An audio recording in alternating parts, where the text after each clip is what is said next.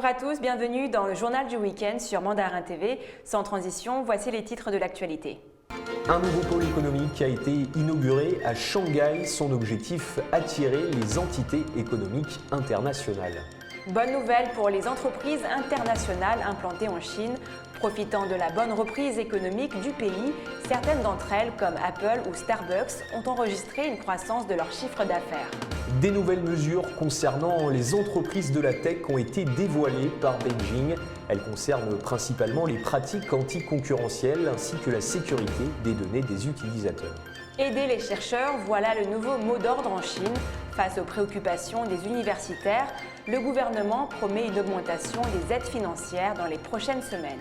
Si la Chine continue de briller au JO d'été, le village olympique pour les Jeux d'hiver de Beijing 2022 lui est enfin achevé.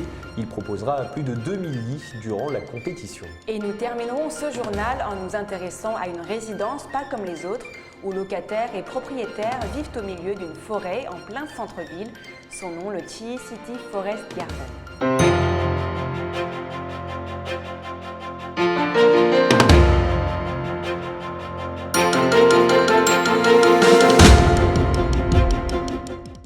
Et on commence ce journal à Shanghai où a été inauguré un nouveau pôle économique cette semaine. Selon les autorités, l'objectif est de stimuler encore un peu plus la croissance dans le célèbre quartier d'affaires de Pudong. Tous les détails dans ce sujet.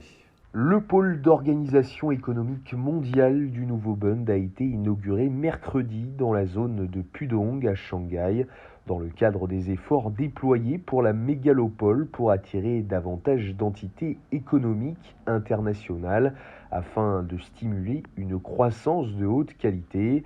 La Chine a publié le 15 juillet une ligne directive pour soutenir la réforme et l'ouverture de haut niveau de Pudong. Ce document énumère des mesures visant à faire de Pudong une zone pionnière de la modernisation socialiste. La ligne directrice souligne également que Pudong doit jouer un rôle pour attirer davantage d'organisations économiques internationales et de sièges régionaux de multinationales dans la zone de libre-échange pilote de Chine. Actuellement, un total de 10 organisations économiques internationales ont établi des bureaux dans le nouveau Bund de Pudong. Et si la Chine devenait bientôt la première puissance économique mondiale ? Les entreprises étrangères implantées en Chine ont récemment publié leurs résultats financiers trimestriels et le moins que l'on puisse dire, c'est qu'ils sont très bons, notamment grâce à la bonne reprise après la crise sanitaire dans le pays. Les entreprises étrangères implantées en Chine ont récemment publié leurs résultats financiers trimestriels et la plupart de leurs activités affichent une croissance, des bonnes performances associées à la reprise stable de l'économie chinoise. Certaines d'entre elles ont également enregistré une croissance de leur chiffre d'affaires plus élevé que le niveau de croissance de la consommation chinoise, soulignant l'importance vitale du marché chinois pour le développement de leurs revenus à l'ère post-Covid-19. Mardi, Apple a par exemple annoncé un chiffre d'affaires record de 81 milliards de dollars pour le trimestre d'avril à juin, dont 14,8 milliards de dollars de ventes réalisées sur le marché chinois, soit 18,1%. Les revenus générés par la Chine ont également augmenté de 58% depuis 2020, ce qui représente la plus forte croissance annuelle de tous les marchés, indiquent les résultats financiers d'Apple. Les ventes de Starbucks également en Chine ont augmenté de 19% au troisième trimestre de l'année fiscale 2021, tiré par une augmentation de 30% des ventes globales. La croissance des entreprises étrangères montre la solidité du marché chinois de la consommation, que les analystes attribuent au rétablissement rapide du pays à la suite de la pandémie de Covid-19. Selon le Bureau national des statistiques, les ventes de détail en Chine ont augmenté de 23% en un an sur le premier trimestre de 2021 et atteint 21 milliards de yuan, soit environ 2700 milliards d'euros, contribuant pour 61% à la croissance économique globale. Les revenus du secteur de l'alimentation et des boissons ont également atteint 2170 milliards de yuan, soit près d'un dixième de la consommation totale. La situation sanitaire, justement, sera au programme d'une réunion internationale le 5 août prochain. Présidée par Wang Yi, le conseiller d'État chinois et ministre des Affaires étrangères. Cette dernière se tiendra par liaison vidéo avec une trentaine de pays. Elle vise à renforcer la coopération en matière de vaccins et à promouvoir une distribution juste à l'échelle internationale. Toujours dans le domaine sanitaire, la Chine va créer un institut de soins maternels et infantiles standardisé dans chaque province, ville et district. C'est ce qu'ont déclaré jeudi les autorités sanitaires. D'autres mesures comprennent la rationalisation des affaires administratives relatives à l'accouchement et la santé des enfants.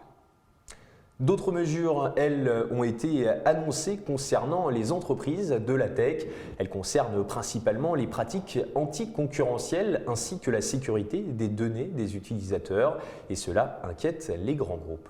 Nouveau tour de vis pour les firmes de la tech en Chine. Le ministère de l'Industrie et des Technologies de l'Information du pays a dévoilé le 26 juillet un programme de rectification de 6 mois visant les géants du numérique.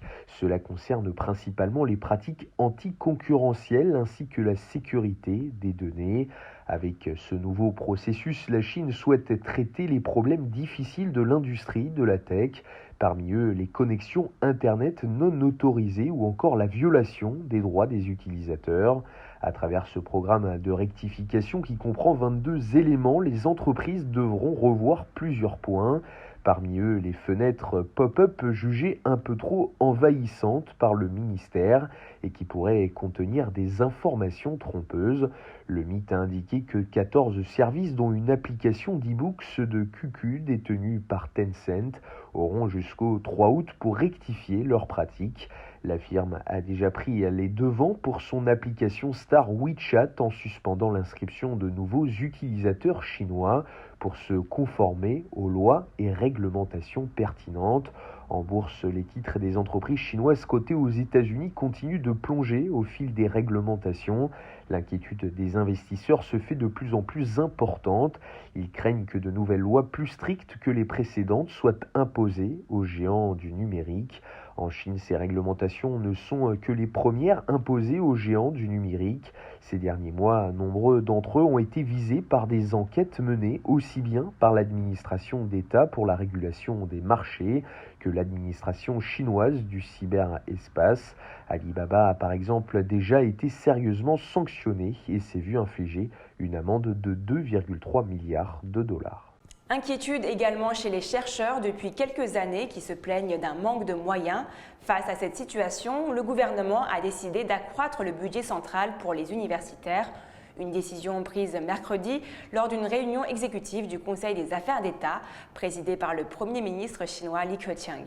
Mercredi, lors d'une réunion exécutive du Conseil des affaires d'État présidée par le Premier ministre chinois Li Keqiang, une décision importante a été prise, celle de réformer et raffiner davantage la gestion du financement de la recherche du budget central afin d'accorder aux chercheurs une plus grande discrétion dans l'utilisation des fonds et de mieux les motiver à se concentrer sur la recherche.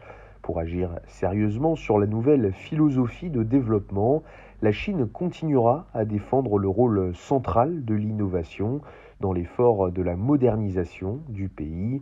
Compte tenu des préoccupations vives des chercheurs, les réglementations sur la gestion des fonds qui sont incompatibles avec les lois régissant la recherche scientifique seront supprimées.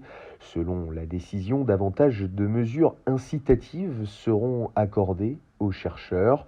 La proportion du fonds indirect dans les projets de recherche sera augmentée jusqu'à ce que la moitié du fonds de la recherche puisse être utilisée à des fins personnelles. Pour les projets de recherche fondamentale purement théoriques tels que les mathématiques, la part du fonds indirect peut être élevée à 60%. Les instituts de recherche pourraient dépenser l'ensemble du fonds indirect pour les dépenses basées sur la performance. Au JO de Tokyo, Shi Ji-young remporte la médaille d'or dans la catégorie 73 kg à l'haltérophilie masculine. Il a soulevé 364 kg au total, soit 166 à l'arraché et 198 à l'épaulé jeté, battant son propre record mondial. Il donne donc à la Chine sa 12e médaille d'or.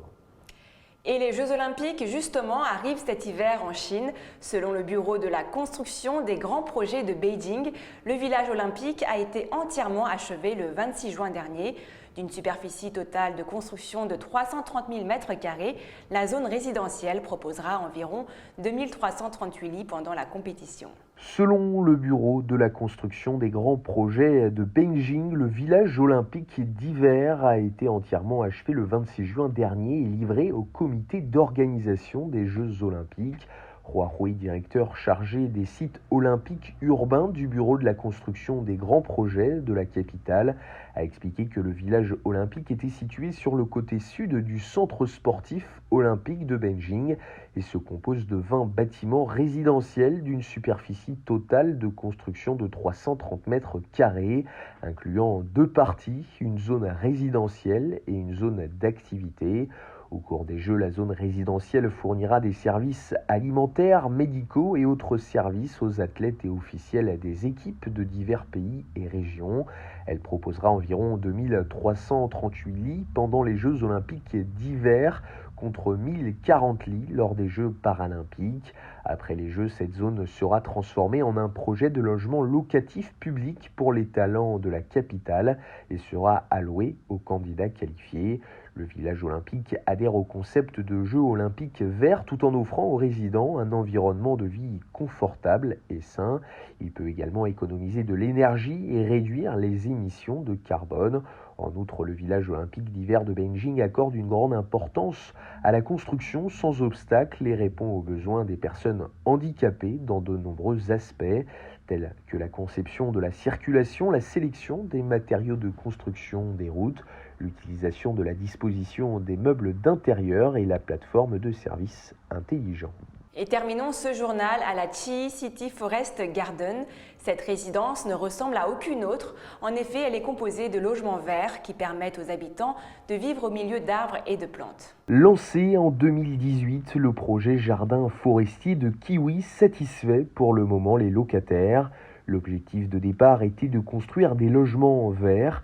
Dans les faits, les habitants se sentent comme dans une forêt tropicale et entendent le gazouillis des oiseaux. Les balcons des 826 appartements sont presque même envahis par cette végétation luxuriante qui permet en outre aux personnes âgées de mieux respirer dans une ville polluée et d'avoir surtout l'impression de vivre à la campagne. C'est la fin de votre journal du week-end. Merci à tous de l'avoir suivi. Et n'oubliez pas de vous abonner à notre chaîne YouTube et de cliquer sur la petite clochette en bas à droite de notre vidéo pour ne rien rater des dernières nouveautés de Mandarin TV. Très belle journée à tous sur Mandarin TV.